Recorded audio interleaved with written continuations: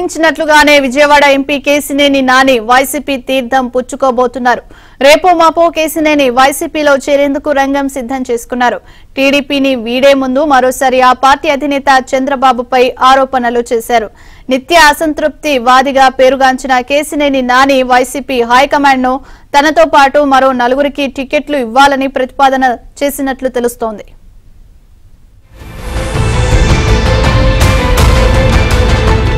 రాజకీయాల్లో శాశ్వత శత్రువులు, శాశ్వత మిత్రులు ఉండరంటారు. విజయవాడ వెస్ట్, తూర్పు నియోజకవర్గాల్లో వెల్లంపల్లి శ్రీనివాస్, దేవినేని అవినాష్లపై పరుష పదజాలంతో దూషణలకు దిగటమే కాకుండా ఒకరిపై ఒకరు నువ్వెంత అనే స్థాయికి వెళ్లిన నేతలు ఒకే కారులో కనిపించారు. రేపో మాపో వీరంతా కలిసి ఒకే పార్టీ తరపున పోటీ చేయబోతున్నారు. ఎంపీ కేసినేని నాని, ఎమ్మెల్యే వెల్లంపల్లి శ్రీనివాసరావుల మధ్య పచ్చగడ్డి వేస్తే భగ్గుమనే వైరం ఉంది.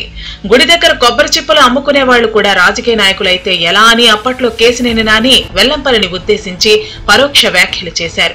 వెల్లంపల్లి భారీ అవినీతికి పాల్పడ్డారని, టీడీపీ అధికారంలోకి వచ్చిన వెంటనే వాటిని కక్కిస్తామని కూడా కామెంట్స్ చేశారు.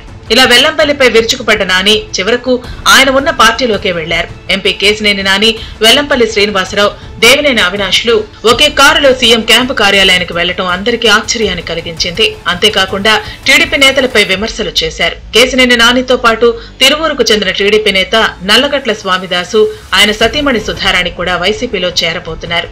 తాను త్వరలోనే వైసీపీలో చేరతానని కేసినేని నాని సీఎంను కలిసి బయటకు వచ్చిన వెంటనే ఆ క్యాంపు కార్యాలయం వద్దనే ప్రకటించారు.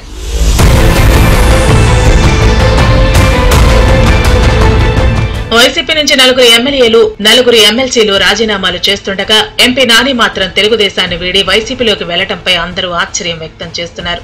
రాజకీయాల్లో హత్యలు ఉండవు, ఆత్మహత్యలు మాత్రమేనని చెప్పేందుకు ఇదే ఉదాహరణ అని పలువురు చెబుతున్నారు.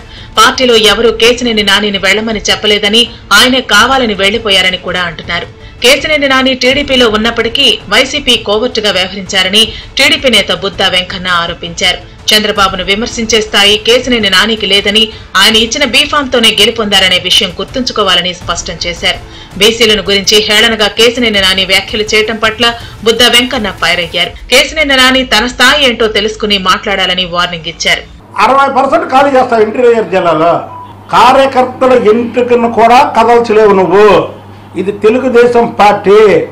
నువ్వన్నా, నేనున్నా, ఇంకోరున్నా తెలుగుదేశం జెండా భుజాన ఉన్నంత వరకే మనకు విలువ. ఆ తెలుగుదేశం జెండా పక్కన పడేస్తే నీకు విలువ ఉండదు. ఒకవేళ రేపు ఎప్పుడైనా నేను పడేసినా నాకు విలువ ఉండదు.